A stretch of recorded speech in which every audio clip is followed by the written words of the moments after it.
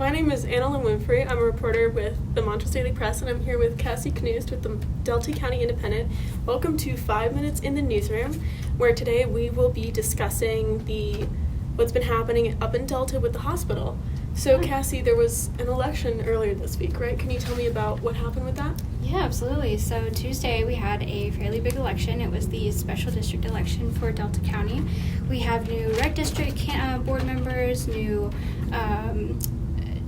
fire district candidates, as well as new hospital board members. But the big item was the new sales tax initiative that passed, and it is a 0.8% sales tax increase for the county. Currently it's sitting at 8.7%, and this would push it to 9.5%. Wow. So can you tell me about why the hospital needed to roll out this sales tax increase in the first place? How did they get in that position where they needed that extra cash? Absolutely. It's a question many people are asking. The hospital has cited COVID as a big driver for its operating deficit, which is $1.1 million as of last month, or actually a couple weeks ago at the town hall that they hosted. Wow. Yeah, pretty big. So contract labor is the big expense that Matt Hines, the CEO, reported. They had to bring in a lot of contract labor, which is traveling nurses and staff, to the hospital during COVID because they were having a hard time with staffing, like so many other hospitals across the country throughout COVID. So this is just one of the hospital's plans to get the hospital back on track and to secure financial independence.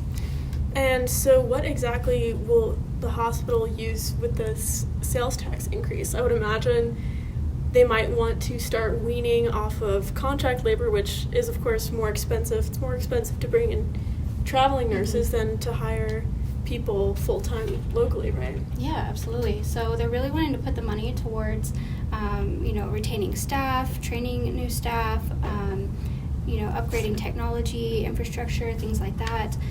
They've said that their number one priority at the moment is, their staff's and their staff's well-being.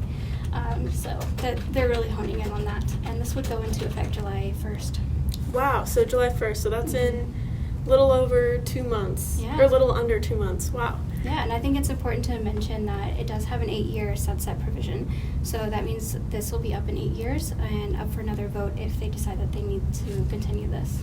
And how popular was the sales tax increase in Delta? It was pretty contentious, yeah. Mm-hmm. So I have the numbers here. It passed by 58.07% to be specific. It was a very close call. The hospital is saying that they would gain about $2.7 million in revenue a year with this for the next 8 years.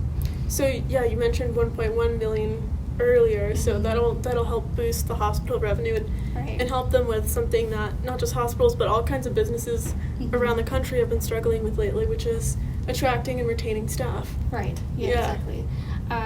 So this is a big driver for them. This would be this is considered Plan B in the hospital's plans for securing their financial independence. What was their Plan A? Yeah, Plan A was their sole community hospital designation. Mm-hmm. Getting that was a big win for the hospital, in that they will be able to secure more funding, more grants in the coming years. And then what was their Plan C if that didn't work out, if the sales tax increase failed? Yeah, so if voters didn't pass this, then they would have had to look at merging or partnering with a larger healthcare system. And what would be the implications of that, potentially? Yeah, so if that were to happen, the hospital was saying that people would have to look elsewhere for their healthcare. They would have to go outside of Delta County. So locals would lose control over their local hospital. The hospital itself would lose control over its, financial independence and local independence. That does not sound ideal. And so this with the sales tax, and is it the city of Delta or the county? This is the county, so Okay. This will be a part of the entire collective or combined tax. Cool. So with the sales tax increasing from 8.7% to 9.5%, how does that compare with other places in the region? So comparatively, Delta County would be slightly higher than Montrose or Grand Junction, which is what Matt Soper was saying at the recent town hall. Mm-hmm. Matt Soper, local representative, and he's also on the hospital board, right? Right, he is, yeah. And this was in response to concerns about, losing business to outside counties. Wow, okay. Yeah. Cool. Well, thank you so much, Cassie, for being here, and Yeah. thank you for watching 5 Minutes in the Newsroom. Thank you, guys.